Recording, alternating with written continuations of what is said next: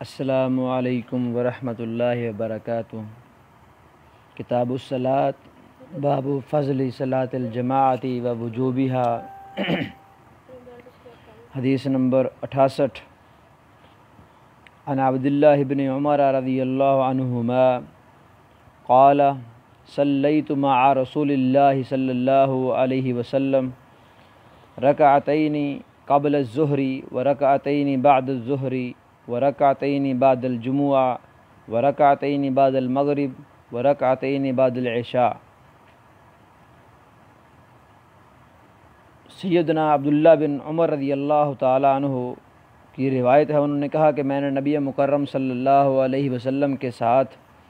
2 رکعت نماز ظہر سے پہلے پڑھی، ورکعتین بعد الظہر اور 2 رکعت ظہر کے بعد، ورکعتین بعد الجمعہ اور 2 رکعت نماز جمعہ کے بعد، ورکعتین بعد المغرب اور 2 رکعتیں مغرب کے بعد، ورکعتین بعد العشاء اور 2 رکعتیں عشاء کے بعد پڑھی۔ وفی لفظ فاما المغرب والعشاء والجمعہ فصلیت مع النبی فی بیتہ، پس رہی نماز مغرب، نماز عشاء، نماز جمعہ والی رکعات تو میں نے نبی مکرم صلی اللہ علیہ وسلم کے ساتھ پڑھی تھی، یہ آپ کے گھر میں۔ یہ روایت صحیح البخاری کتاب الصلاۃ باب ما جاء فی التطوع مثنی مثنی روایت نمبر 1112، اور فی لفظ والے الفاظ صحیح مسلم کتاب الصلاۃ للمسافرین وکسرها باب فضل السنن الراتبہ قبل الفرائض وبعدہن روایت نمبر 729۔ وفی لفظ ان ابن عمر رضی اللہ عنہما قال حدثتنی حفصہ، اور صحیح البخاری کتاب الصلاۃ باب تطوع بعد المکتوبہ روایت نمبر 1119 میں یہ الفاظ ہیں کہ سیدنا عبداللہ بن عمر رضی اللہ تعالیٰ عنہ نے فرمایا، انہوں نے کہا کہ حدثتنی حفصہ، مجھے حفصہ رضی اللہ تعالیٰ عنہ نے بیان کیا کہ ان النبی صلی اللہ علیہ وسلم کان یصلی سجدتین خفیفتین بعدما یطلع الفجر، کہ بے شک نبی مکرم صلی اللہ علیہ وسلم 2 سجدے ہلکے یعنی 2 ہلکی رکعتیں ادا کرتے تھے فجر صادق کے طلوع ہونے کے بعد، وکانت ساعۃ لا ادخل علی النبی فیہا، اور یہ وہ گھڑی ہوتی تھی کہ میں نبی مکرم صلی اللہ علیہ وسلم پر داخل نہیں ہوتی تھی۔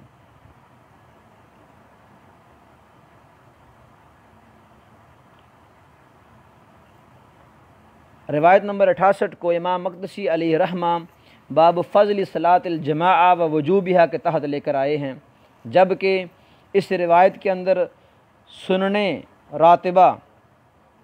اور سنن المؤکدہ انہی کا تذکرہ ہے کہ نبی مکرم صلی اللہ علیہ وسلم رواتب اور سنن مؤکدہ جو پڑھا کرتے تھے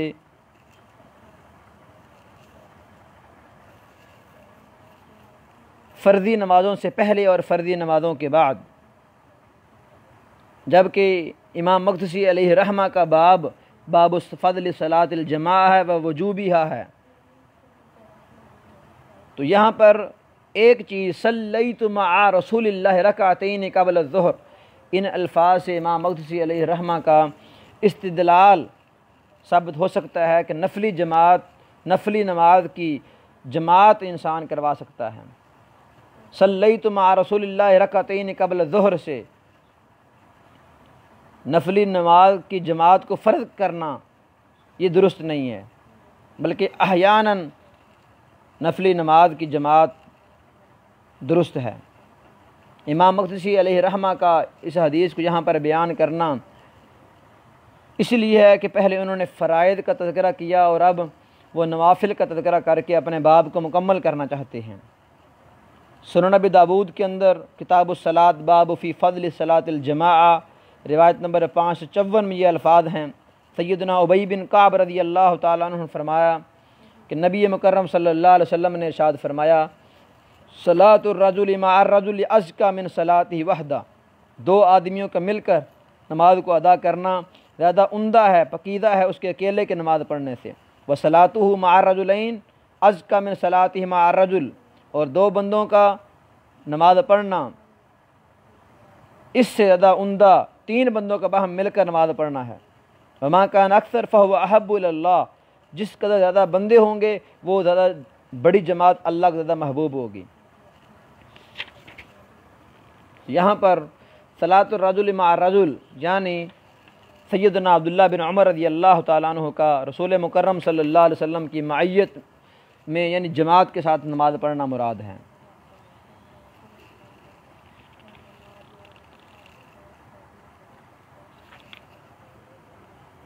اسی طرح دیگر احادیث کہ رسول مکرم صلی اللہ علیہ وسلم سے 12 سنن رواتبہ کے بارے میں احادیث ملی کہ جو شخص نماز فجر سے پہلے 2 سنتے ہیں، نماز ظہر سے پہلے 4، ظہر کے بعد 2، نماز مغرب کے بعد 2 اور نماز عشاء کے بعد 2 رکعات پڑھتا ہے، اس کی فضیلت۔ گویا یہاں پر امام مقدسی علیہ رحمہ کا استدلال صرف اور صرف یہی ہے کہ سنن رواتب یا عام نفلی نماز کو بھی انسان جماعت کے ساتھ پڑھ سکتا ہے۔